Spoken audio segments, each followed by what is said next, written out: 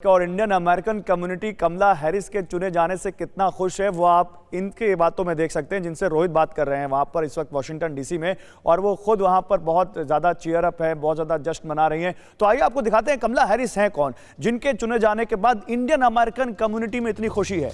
पहली बार अमेरिका को मिलेगी एक महिला उपराष्ट्रपति कमला हैरिस, जिनको हम यहाँ पर दिखा रहे हैं। कौन है कमला हैरिस? भारतीय मूल की अमेरिकन नागरिक हैं कमला हैरिस, और कमला हैरिस का जन्म 1964 में हुआ। अमेरिका की पहली महिला जो उपराष्ट्रपति बनेंगी कमला हैरिस, जिनकी हम बात कर रहे हैं, भारतीय मूल की अमेरिकी नागरिक हैं कमला हैरिस। और इसीलिए जो अमेरिकन इंडियन कम्युनिटी है उसमें बहुत ज्यादा खुशी है। जन्म इनका हालांकि अमेरिका में नहीं हुआ, ऑकलैंड में इनका जन्म हुआ है, लेकिन अब ये अमेरिका की नागरिक हैं। और अमेरिका तमिलनाडु में कमला हैरिस की मां रहती थी, तो उनकी मां की वजह से इनका इंडिया से कनेक्शन है, और इसीलिए इंडियन अमेरिकन कम्युनिटी इनको बहुत पसंद कर रही है।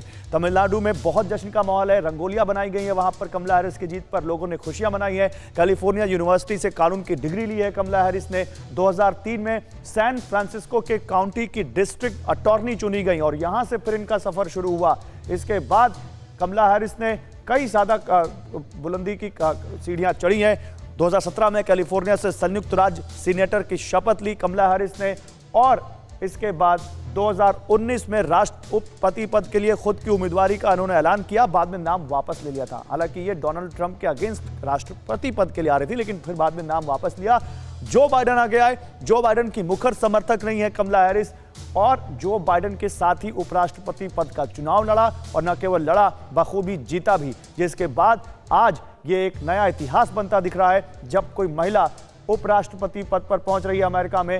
ये तस्वीरें देखिए, जश्न की और खुशी की 25 तस्वीरें आपके सामने, और ये हमारी टीम ने बड़ी मेहनत से आपके लिए ये तस्वीरें निकाली हैं, क्योंकि आपको हम दिखाना चाहते हैं कि अमेरिका के अलग अलग शहरों में, अलग अलग इलाकों में आखिर किस तरह से लोगों में खुशी का माहौल है, आखिर लोग किस तरह से जश्न मना रहे हैं, किस तरह से डेमोक्रेट जो बाइडेन जब ओवल ऑफिस पहुंच रहे हैं तो लोगों में कितना ज्यादा उत्साह है। एक उम्मीद है कि जो बाइडेन के आने के बाद उनके लिए कहीं ना कहीं कुछ अच्छा होगा। लेकिन अभी पिक्चर बाकी है। बाइडेन की जीत पर ट्रंप ने एक बयान दिया है।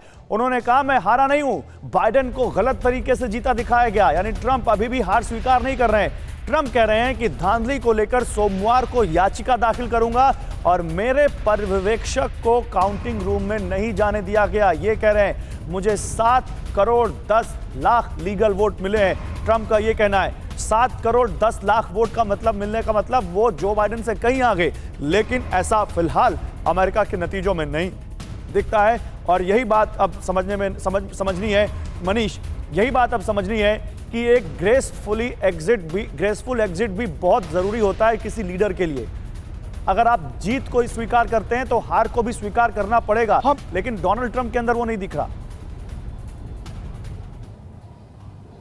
बिल्कुल सही बात है, और यहीं पर डोनाल्ड ट्रंप की सबसे बड़ी कमजोरी दिख भी रही है। अब देखिए, एक बात तो सही है कि डोनाल्ड ट्रंप जिस तरह से अब आगे जैसा जैसा करेंगे, उससे उनकी प्रेसिडेंसी की जो लेगेसी है वो बहुत ही धूमिल होती जाएगी। अगर उन्होंने कुछ अच्छा काम किया है, जो कि बहुत जगह किया है, मैं तो कहता हूं कि भारत अमेरिका रिश्तों को मजबूत करने में उन्होंने बहुत बड़ी भूमिका निभाई है, लेकिन अब आगे उनका जो कंडक्ट होगा, मसलन कि जब वो कहते हैं कि मेरे पर्यवेक्षकों को घुसने नहीं दिया गया पोलिंग सेंटर में, ऐसा लग रहा है जैसे कि वो कितने लाचार हैं, कितने कमजोर हैं। पिछले 3-4 दिन के आप बयान देखें डोनाल्ड ट्रंप के, या फिर चुनावी प्रचार के दौरान, तो इससे ये लगता है कि हम लोग जो सोचते हैं कि व्हाइट हाउस में बैठने वाला व्यक्ति दुनिया का सबसे ताकतवर व्यक्ति है, लेकिन अमेरिका में वो कितना कमजोर दिखता है कि वो अपने पक्ष में, अपने चुनाव में कुछ कर ही नहीं पाता है। कहीं पर राष्ट्रपति को पर ये इल्जाम लगते हैं कि उन्होंने निष्पक्ष चुनाव नहीं होने दिया।